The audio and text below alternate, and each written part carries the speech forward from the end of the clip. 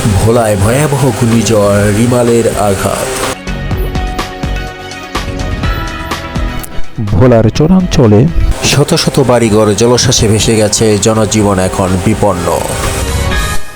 ভোলার পাশাপাশি ঘূর্ণিঝড়ে রিমালের প্রভাবে 24 ঘন্টার বেশি সময় ধরে ঝড়ো হাওয়া ও বৃষ্টি হচ্ছে বাগেরহাটে। এতে জেলার বিভিন্ন নদ নদীর পানি 2 থেকে 5 ফুট পর্যন্ত বৃদ্ধি পেয়েছে।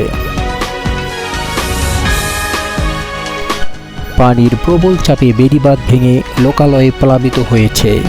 ঝড়ের ফলে সৃষ্ট জলোচ্ছ্বাসে জেলার নিম্নাঞ্চল প্লাবিত হয়েছে, ভেসে গেছে মৎস্য ঘের, পানিবন্দী হয়েছে কয়েক হাজার পরিবার।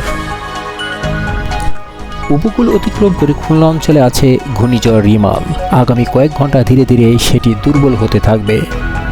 সোমবার 27শে মে সকালে এমন তথ্য জানিয়েছে আবহাওয়া অফিস।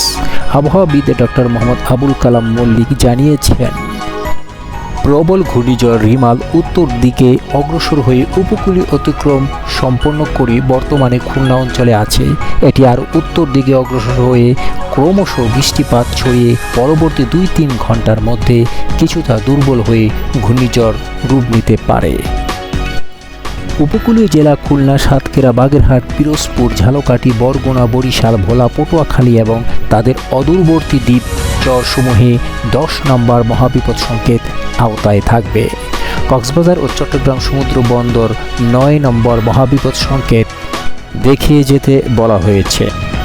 খুলনা, সাতক্ষীরা, বাগেরহাট, পিরোজপুর, ঝালকাঠি, বরগুনা, বরিশাল, ভোলা, পটুয়াখালী, ফেনী, নোয়াখালী, লক্ষ্মীপুর, চাঁদপুর, চট্টগ্রাম ও কক্সবাজার জেলা নদী বন্দরগুলোকে 4 নম্বর নৌ বিপদ সংকেত দেখানো হয়েছে।